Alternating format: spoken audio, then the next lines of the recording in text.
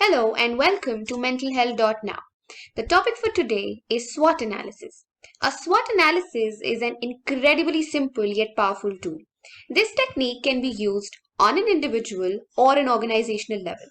यानी आप अपने और अपने बिजनेस दोनों के लिए इस टेक्निक को यूज कर सकते हैं. But what is SWOT analysis? SWOT is an acronym that stands for strengths, weaknesses, opportunities, and threats. Now, strengths and weaknesses, they are internal factors. They are internal for an individual or an organization. यानी ये वो factors है जो हमारे अंदर होते हैं. We can change these factors, we can control these factors to some extent. For example, अगर हम English speaking की बात करें, अगर इंग्लिश स्पीकिंग किसी एक इंसान के लिए वीकनेस है, then the person can work on the weakness to convert it into a strength. On the other hand, opportunities and threats, they are external. They are factors or things that are going on outside in the environment. We can take advantage of these opportunities. We can protect ourselves from the threats, but we cannot change them. For example, a very lucrative job vacancy is an opportunity for you.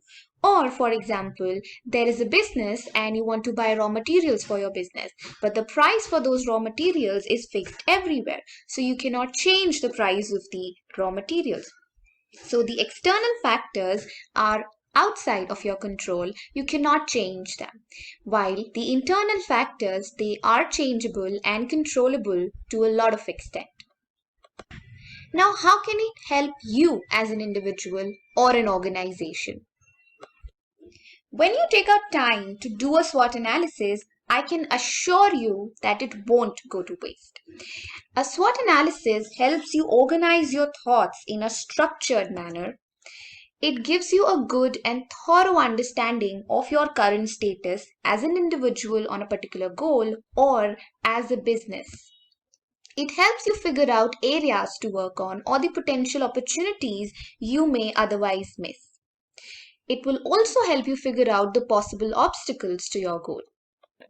Now let's come to the most important question that we have for this video. How to do a SWOT analysis. Now the topic or the question for analysis is the first important aspect of a SWOT. What is the objective that you want your SWOT to help you achieve? In a personal SWOT analysis, pick a goal that you're working towards or want to work towards. For example, a promotion, a course, a job or a college project, a startup, or clearing an entrance exam, and so on. In a business SWOT analysis, the goals could be better sales, growth or expansion, customer satisfaction, and so on. Before moving on, let's hear some tips to remember before engaging in a SWOT analysis. Use measurable and quantifiable statements wherever possible. Have a goal in mind when you're doing a SWOT analysis. Your first attempt won't be perfect, so don't be disheartened and keep trying. Be as thorough and as possible and cover all the aspects. So moving forward, this is the basic SWOT analysis template that we have for you. If you want, you can pause the video for a few seconds and go through them. Strengths, weaknesses, opportunities, and threats. The prompts that can help you when you're doing your SWOT analysis. Now, for this video, I will share my personal SWOT analysis with you. My topic is clearing UGC NET exam, and the SWOT analysis was done 1.5 months before the exam date. So now that the topic is decided, let's get into it. It is going to be very tempting to start from your strengths and weaknesses. But for a more meaningful and focused analysis, we will begin from the external factors, that is the opportunities and threats, and then move on to the internal factors.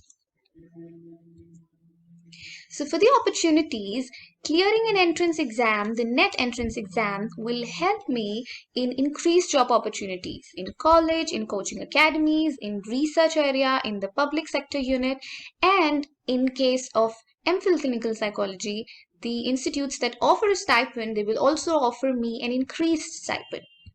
With regards to threat, I had less preparation time. It was 1.5 months before the exam day that I started preparing. And I also had a job going on beside that.